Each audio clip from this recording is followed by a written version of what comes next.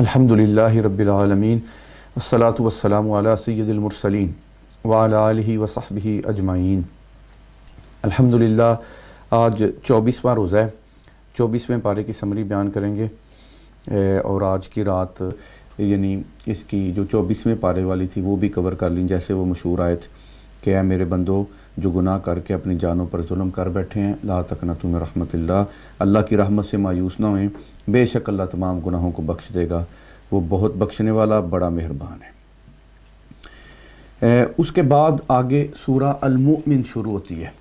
سورہ المؤمن جو ہے اس کا نام مومن بھی ہے اور دوسرا اس کا نام غافر بھی ہے۔ اس سورت کا نام یہ اس کا نام مومن ایک بہادر مومن کی وجہ سے ہے جو فرعون کا قومی بھائی تھا۔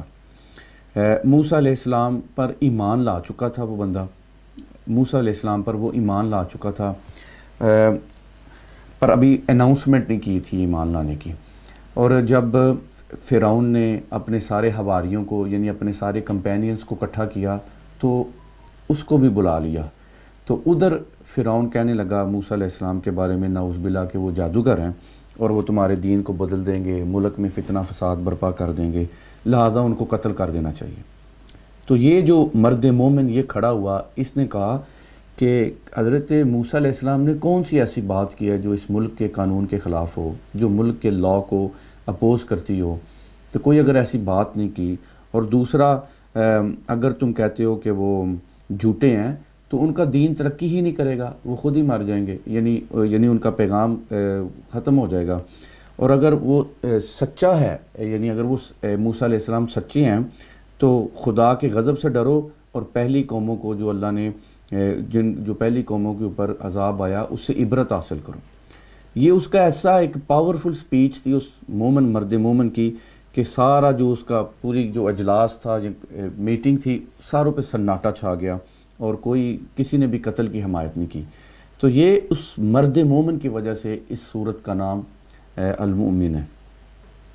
اس میں آگے جا کے اللہ تعالیٰ نے آیت نمبر 2 میں اللہ نے بندوں کو ایک بار پھر مغفرت کی نوید یعنی خوشخبری دی کہ وہ گناہوں کو بخشنے والا، توبہ قبول کرنے والا، سرکش جو مطلب بالکل ہی اوپنلی نافرمانیوں پہ آگے ہوئے ہیں، ان کو سخت عذاب دینے والا اور نیکوکاروں پر بڑا احسان فرمانے والا ہے۔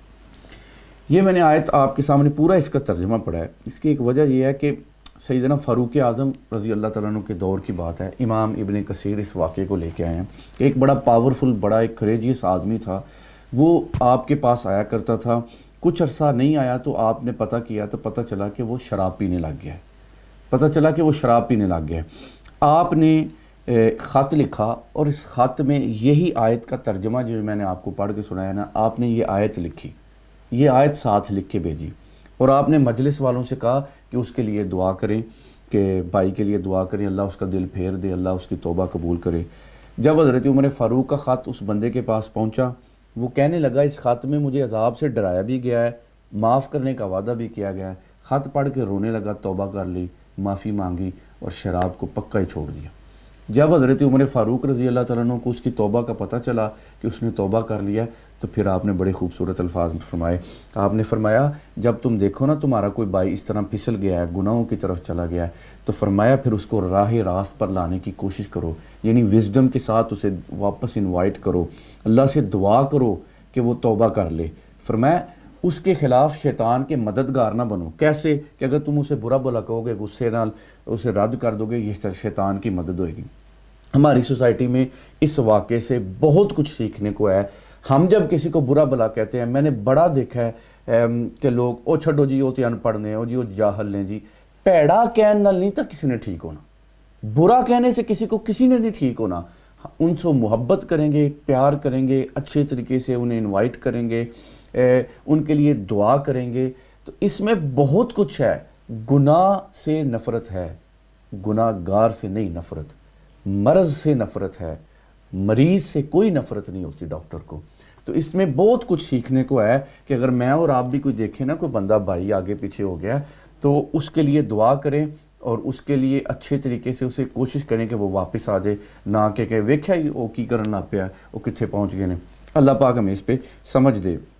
آگے اللہ تعالیٰ نے سبحان اللہ وہ فرشتے جو اللہ کے عرش کو اٹھائے ہیں اور اس کے ارد گرد ہیں، اللہ کی حمد بیان کرتے ہیں، وہ ان کے بارے میں آیا کہ وہ مومنوں کے لیے مغفرت طلب کرتے ہیں۔ وہ فرشتے جو اللہ کے عرش کو اٹھائے ہوئے ہیں وہ مومنوں کے لیے مغفرت طلب کرتے ہیں۔ کیا کہتے ہیں؟ اے ہمارے رب، تیری رحمت، تیرا علم ہر چیز کو محیط ہے، کور کیے ہوئے ہے۔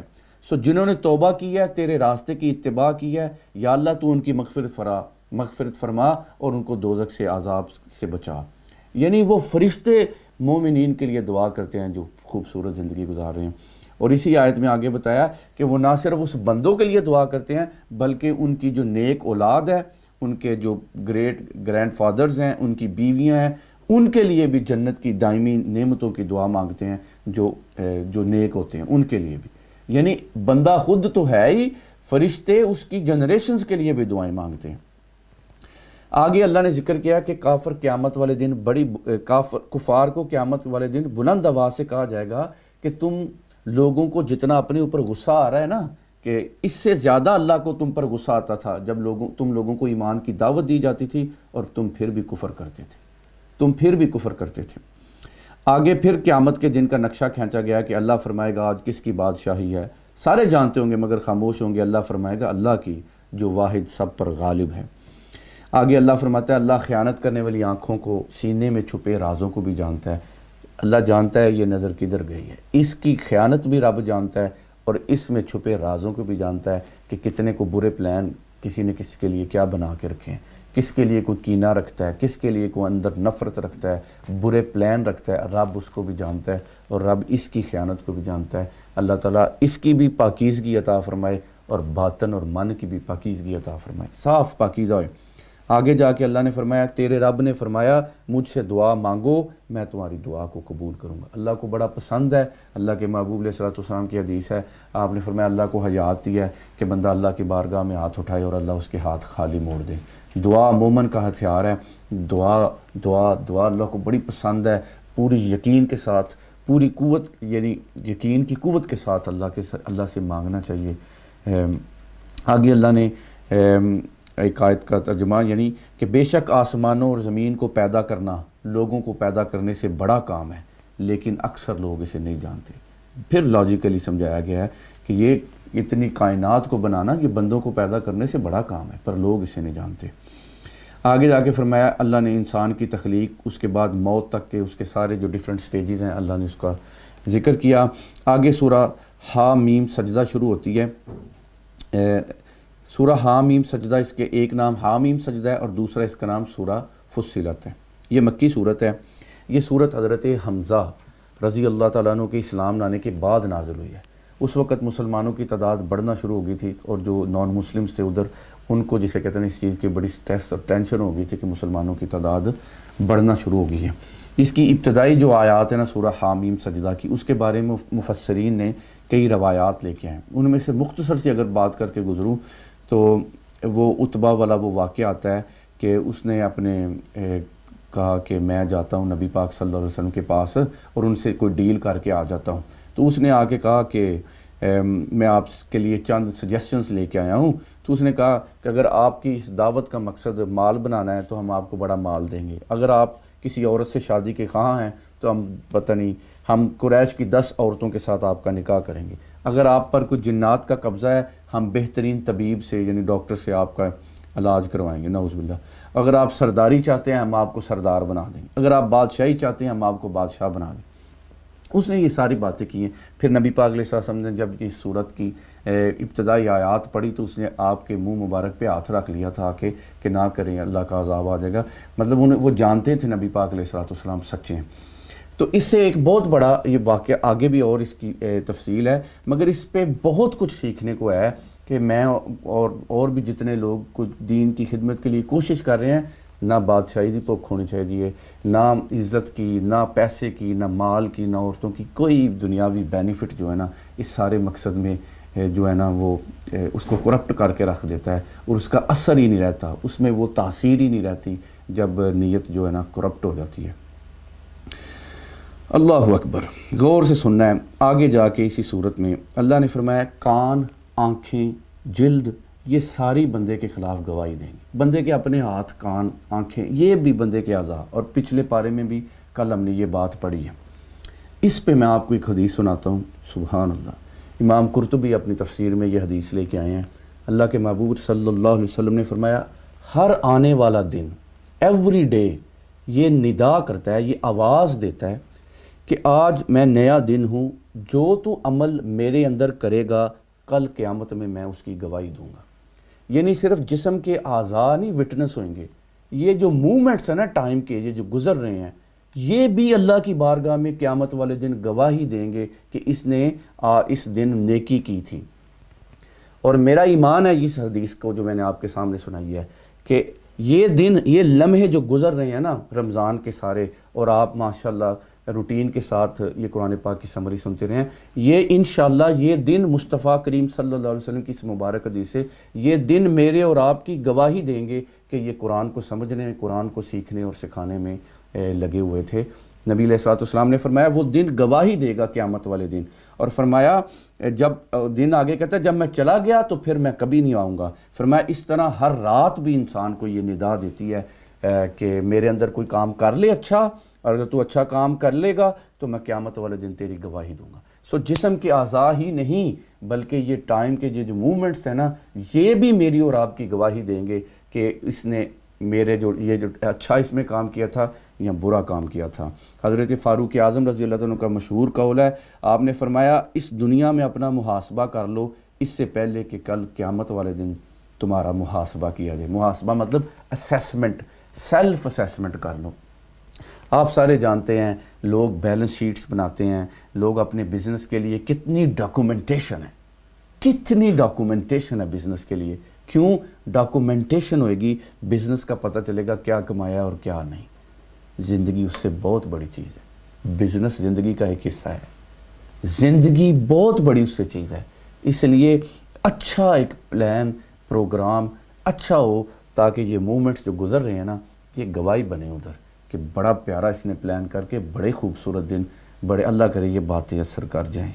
سونے والے رب کو سجدہ کر کے سو، سونے والے رب کو سجدہ کر کے سو، کیا خبر اٹھے نہ اٹھے صبح کو، کیا خبر صبح ہوگی یا نہیں، اور پہنچ جائے گا تو زیر زمین، کہ کوئی پتہ نہیں سویرے تو اٹھنا ہے یا سویرے تو زیر زمین نیچے چلے جانا ہے۔ آگے جا کے اللہ نے فرمایا اللہ اکبر، اللہ مجھے اور آپ کو یہ جو میں نے بات کی ہے نا، اللہ مجھے اور آپ کو اپنے وقت کی قدر کی توفیق عطا فرمائے۔ اللہ نے فرمایا ایمان پر ثابت قدم رہنے والے ہیں۔ فرمایا جب اہل ایمان کی روح اس دنیا سے پرواز کرے گی تو ان کے استقبال کے لیے فرشتے نازل ہوں گے اور کہیں گے تمہیں نہ کسی بات کا خوف، نہ تمہیں کسی بات کا غم، انہیں جنت کی بشارت دی جائے گی، انہیں بتایا جائے گا کہ اللہ نے جنت میں ان کے لیے بڑی ضیافت کا مطلب بڑی ایک آنرلی ڈنر ایپ کہہ لیں آج کی زبان میں، اللہ نے آپ کے لیے رکھا ہوا ہے۔ آپ نے دیکھا ہے عرش کے جو تھامے ہوئے فرشتے ہیں وہ بھی مومنین کے لیے نہیں بلکہ ان کی نسلوں کے لیے دعائیں کرتے ہیں، اور ان کی جب مومنین کی روحیں بھی پرواز ہوئیں گی فرشتے استقبال کریں گے اور ان کے لیے اللہ کی بارگاہ میں ضیافت ہے۔ کتنا سبحان اللہ مقام ہے ان لوگوں کا جو خوبصورت زندگی میری اور آپ کی امیجینیشن سے بڑھ کے ہے، جو خوبصورت نیکی، تقوی، پرہیزگاری میں زندگیاں گزارتے ہیں، ان کو اللہ نے کیا رتبے اور مقام عطا فرمانے ہیں۔ آگے فرمایا نیکی اور بدی برابر نہیں ہے، دوسروں کی بدی یعنی دوسروں کی برائی کا جواب نیکی سے دو، اور اس کے نتیجے میں جو تمہارا دشمن ہے وہ بھی تمہارا دوست بن جائے گا۔ اس کے بارے میں بھی ہم نے تفصیل سے پہلے بھی بات کیا ہے۔ اللہ کرے یہ چیز ہمارے معاشرے میں آ جائے کہ ہم جو تعلق توڑے ہم اسے تعلق جوڑیں، جو ہمیں محروم کرے ہم اسے دیں۔ میں نے آپ کو وہ سنائی ہوگی حدیث کہ آپ صلی اللہ علیہ وسلم نے چادر اوڑھی ہوئی ہے، پیچھے سے کسی نے آ کے چادر کھینچی ہے، وہ مبارک گردن پہ اس کے کنارے بھی پھرے ہیں، مگر کریم آقا علیہ الصلوۃ والسلام کے مبارک چہرے پہ مسکراہٹ ہے۔ اللہ مجھے آپ کو اس پہ مجھے اللہ آپ سے بھی زیادہ اس پہ عمل کرنے کی توفیق عطا فرمائے۔ مجھے اور اس پہ ایک واقعہ یاد آتا ہے، پھر اس پہ بات ختم کر دوں گا، کہ وہ ایک مسجد کا ڈونیشن لینے ایک بندہ کسی کے پاس گیا، امام صاحب کو انہوں نے کہا کہ مسجد کے خرچہ چلنا بڑا مشکل ہو گیا ہے، آپ ان کے پاس جا کے ڈونیشن کی بات کریں، وہ بڑے امیر آدمی ہیں۔ وہ پیسے لینے گئے، انہوں نے آگے ہاتھ کیا، انہوں نے کہا کہ مسجد کے لیے کچھ دیں، انہوں نے تھوک دیا۔ یہ انہوں نے برائی کی تھی، وہ کہہ سکتے تھے تو جہنمی ہوئے گا، تو فلاں ہوئے گا، فلاں ہوئے گا، تو نے یہ کام کیا ہے کہ تو نے یعنی میں نے اللہ کے لیے پیسے مانگے ہیں، یعنی مسجد کے لیے پیسے مانگے ہیں اور تم نے تھوک دیا ہے۔ جب انہوں نے تھوکا تو اس بندے نے برائی ہے نا اس کا جواب نیکی سے دیکھے کیسے دیا۔ اسی امام صاحب نے دوسرا ہاتھ آگے کر کے کہا، فرمایا یہ تھوک تو تھا نا میرے لیے، میں ہے ہی تھوکنے کے قابل، اب رب کے لیے کیا دیتے ہو؟ بس یہ الفاظ بولے، اس کا دل میلٹ ہو گیا، اس کا دل موم ہو گیا۔ فرمایا آج کے بعد اس مسجد کے لیے کسی سے پیسے نہیں مانگنے، میں ہی اس کا اونلی رسپانسبل اور میں ہی اس کا ایک مین سپانسر ہوں گا، میں ہی آج کے بعد اس ساری مسجد کا خرچہ چلاؤں گا۔